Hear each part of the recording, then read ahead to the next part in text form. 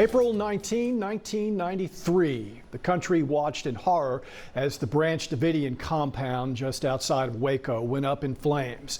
76 died, including 25 children, and for the past 30 years, many are still asking why. A new documentary is out now that comes as close as anything I've seen to setting the record straight. Do you put your trust in the Lord? I am the Lord.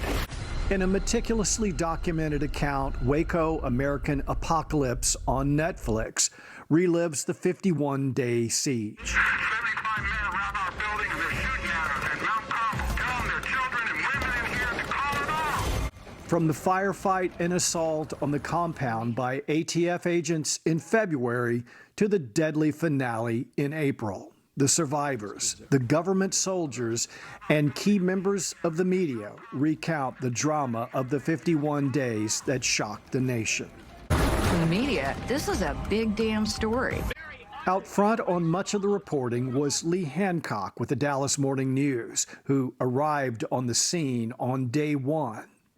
You know, it was a very volatile and fluid situation, and just trying to figure out even the basics of who shot who, how did this go wrong, why would this gunfight erupt, and, you know, what next?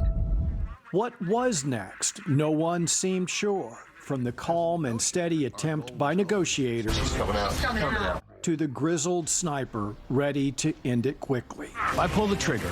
Leader's dead. The kids are safe. They all come out. It's over.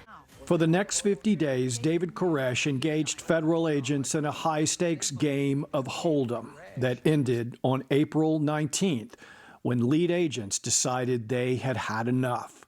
Tanks were sent in, tear gas deployed, fires broke out, and then the inferno. The FBI weren't supposed to do things like this. This was the good guys, and how could they have done that? You know, there were a lot of people, you know, both in the media and certainly in the American public and around the world going, how could you have let this happen?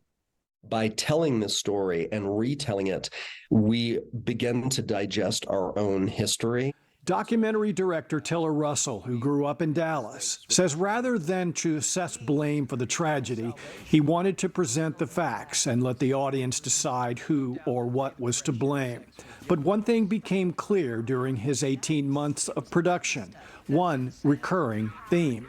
The Davidians had a hard time communicating what they wanted to communicate. Within the FBI, there were these divisions. And so that's, I think, the kind of defining theme of Waco is this profound failure to communicate. Hancock agrees. The bottom line was this: 75 Davidians and children should not have died that day. That lack of communication, and try for something different. Negotiators tried. I think we in the media tried to the extent we could. But this is an American tragedy that I think this documentary captures in a way I think we need to remember.